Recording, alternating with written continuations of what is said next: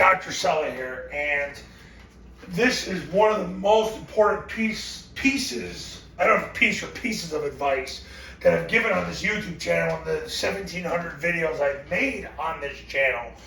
But my gosh, take this to heart.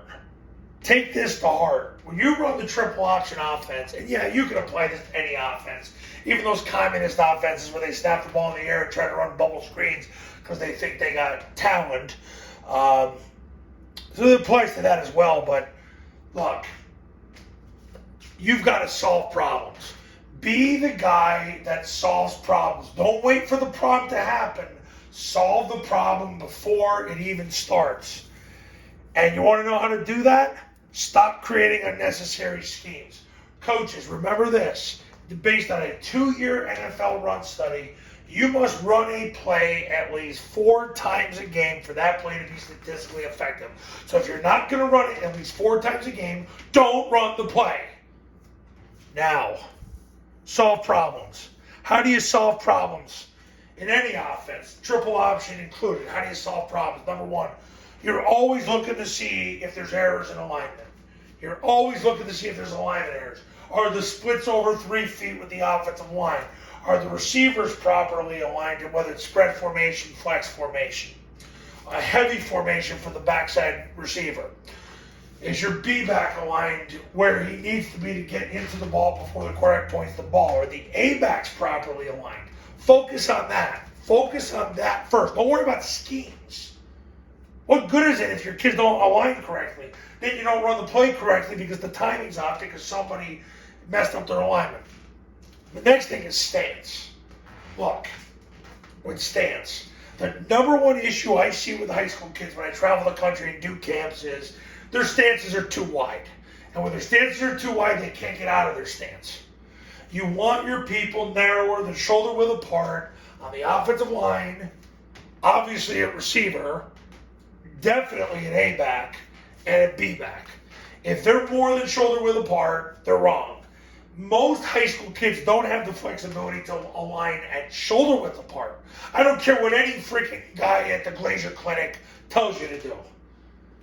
Narrower than shoulder width allows for greater hip flexibility when you don't have it. So instead of focusing on the next big scheme, focus on their stances. The next thing is their key. Look, there's a pre-snap key in the triple option offense. Players have them. Okay, there's a lot of stimulus response. So like when you're running zone dive and there's an A-gap defender, the center's got to make an ace call. And because of that key and that call, it triggers what a lot of other people are going to do. If a tackle makes a 4-eye call in zone dive, it triggers the A-back what to do. And it's going to end up triggering the quarterback what to do. I'm going to make a video about that in a little bit. But key. Stop worrying about running a double reverse and focus on, are your kids making the call and do they know where their eyes are going, what their pre-snap key is? The next thing is assignment. Do they know where to go? I just made a video on this yesterday or 2 days ago. Do they know where to go? If they don't know where to go, that's a you problem. That's a freaking you problem. They need to know where to go. There is nothing more important in a football program than knowing where to go. You want $175,000 of sports psychology? Because that's what it cost. At least it cost me. But I'm going to give it to you. You want to solve problems in your football program? This is the big one. Of these 5 things, this is number 1. Because if your players don't know where to go, you will have so much competitive anxiety, it will pierce your soul. It is brutal when your kids don't know where to go. So instead of doing stupid drills on a sled and in the chutes and letting your assistant coaches run amok over your program and your career and your good name, run plays. Run plays. Stop thinking that kids are going to get that much better on technique and drills. They don't. The specificity of sport will always destroy the drill theory because your players need to run the play at game tempo and get it done. Because if they don't know where to go, Who cares what their technique is? It doesn't matter when they block the wrong guy or they go to the wrong spot. Then the last thing is technique. Now, technique.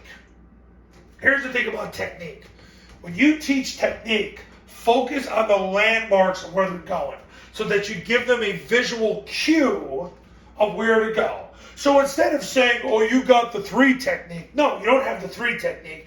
You get your knee through his crotch, your hand to the stomach, take 4 northbound steps.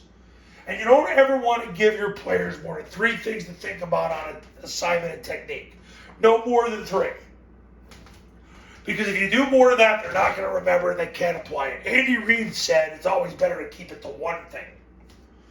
Don't give them much, because as soon as you give them 2 more than 1, you're not sure if you're going to get it. So solve problems. Be a problem solver. Don't let the problem happen and then you have to try to figure it out. Too many coaches do that.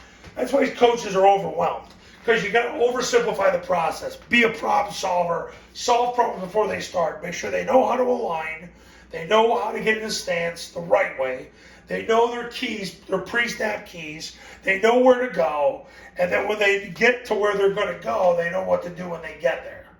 Stop worrying about running all this garbage and all these pass concepts and all of these different formations. You create your own problems. You are the guy that creates your own prison when you do that.